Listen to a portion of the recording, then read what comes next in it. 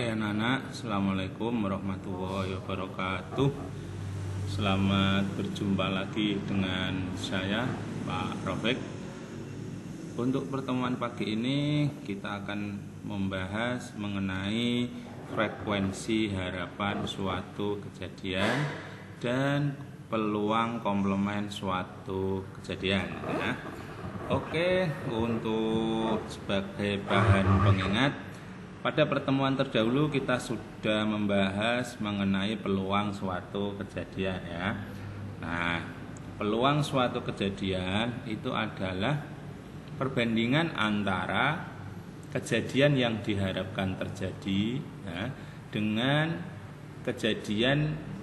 banyaknya kejadian yang mungkin terjadi. Nah, bila banyaknya kejadian yang diharapkan itu dilambangkan dengan A atau NA, dan kejadian yang mungkin terjadi itu S, nah banyaknya adalah NS, maka peluang kejadian A, PA itu adalah NA per NS. Oke ya. Seringkali kita melakukan suatu percobaan atau suatu percobaan itu kita lakukan tidak hanya sekali tapi berulang kali. Nah, jika kita melakukan suatu percobaan itu berulang kali, nah maka kita akan mengharapkan kejadian yang kita inginkan itu terjadi berapa kali. Nah, seperti itu nanti kita bahas dalam frekuensi harapan ya. Apa toh frekuensi harapan suatu kejadian? Nah, frekuensi harapan suatu kejadian A itu didefinisikan sebagai hasil kali banyaknya percobaan atau N dengan peluang kejadian A ya. Frekuensi harapan kejadian A kemudian dirumuskan sebagai FHA itu sama dengan N kali PA. N itu banyaknya percobaan, PA adalah peluang kejadian A. Oke. Nah, bagi contoh misalkan ya. Nah, pada percobaan melempar sebuah uang logam sebanyak 300 kali, frekuensi harapan munculnya sisi gambar adalah titik-titik. Nah, ada berapa ini? Nah, kita selesaikan masalah ini. Nah,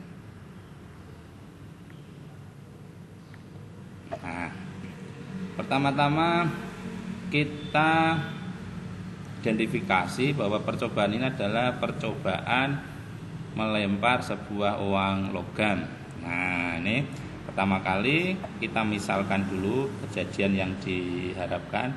Misal ya, A adalah kejadian munculnya gambar.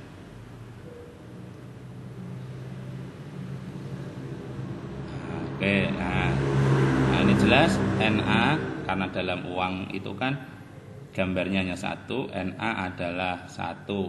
Nah, kemudian dari soal itu percobaannya dilakukan sebanyak 300 kali, maka N-nya adalah 300. Nah, kemudian setelah kita identifikasi, kita hitung peluang kejadian A itu terjadi. Nah, jelas ya.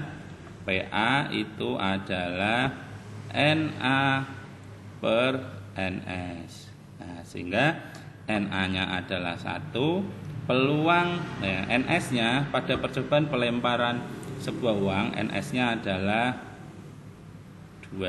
Nah, ini kurang ini. NS-nya 2 ya. Nah, jadi peluangnya adalah setengah. Sehingga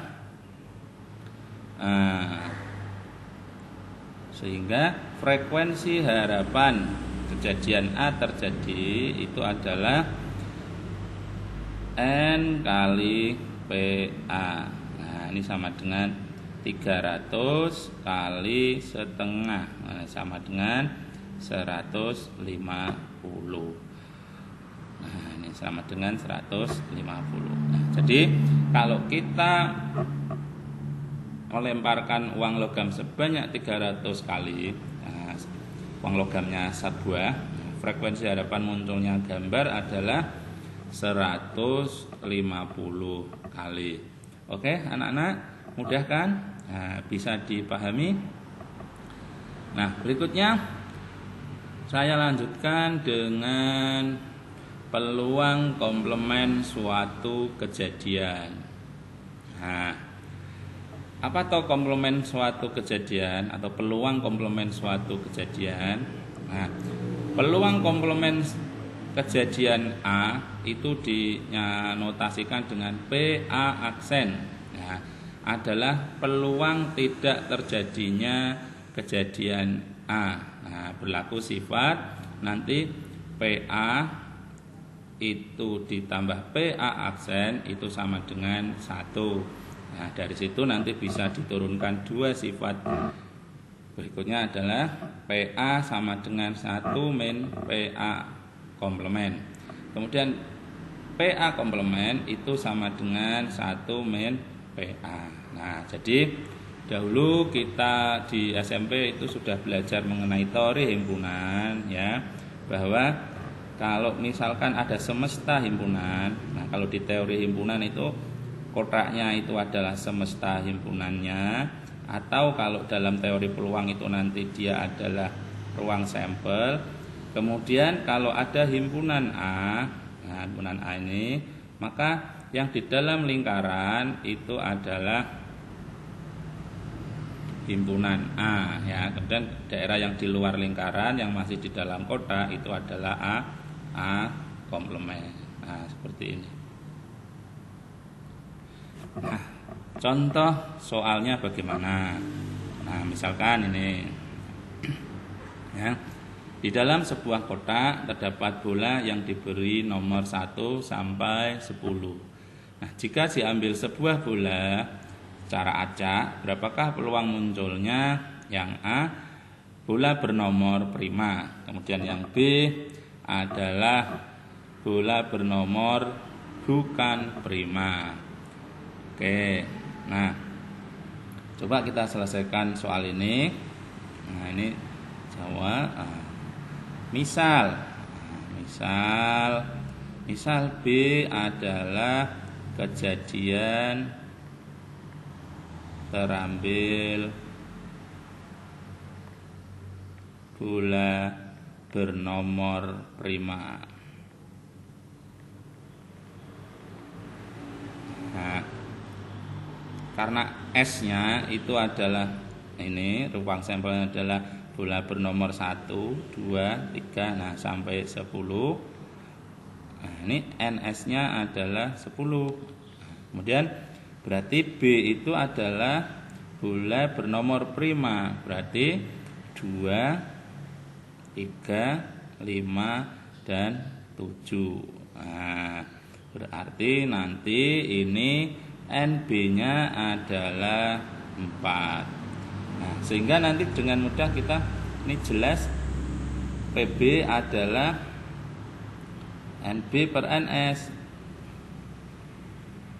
Nah, atau boleh di NB-nya 4, NS-nya 10 atau 2 per 5. Nah, ini yang A ini ya. Nah, kemudian yang B.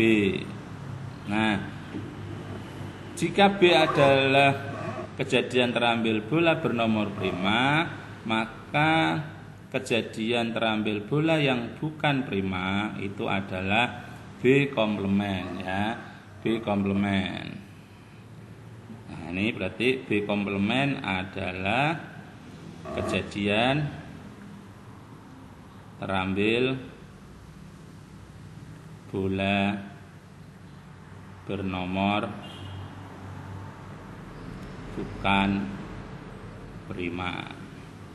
Nah, sebenarnya ini bisa dikerjakan dengan 2 cara ya.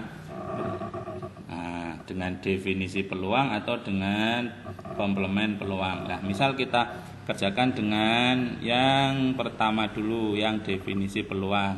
Nah, berarti B komplement itu anggotanya adalah 1, 4, 6, 8, 9, 10. Nah, ini berarti B komplement itu banyaknya anggota adalah 6. Nah, sehingga nanti PB komplement itu adalah 6/10 atau 3/5. Nah, ini. Nah, kita juga bisa mengerjakan soal ini dengan menggunakan sifat yang tadi. Nah, itu kita tahu bahwa ini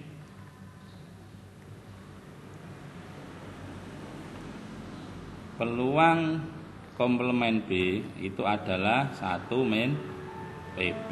Nah, tadi di soal yang A itu sudah ditulis, sudah dihitung bahwa PB-nya adalah 2/5, sehingga P komplement B adalah 1 min 2/5 sama dengan 3/5. Nah, sehingga bila dihitung dengan sifat komplement suatu kejadian maupun dengan definisi peluang, ternyata memberikan hasil yang sama. Oke, anak-anakku, demikian penjelasan Pak Rafiq mengenai frekuensi harapan dan peluang komplement suatu kejadian. Oke, selamat belajar. Silakan nanti kalian coba soal-soal yang lain. Oke, tetap semangat.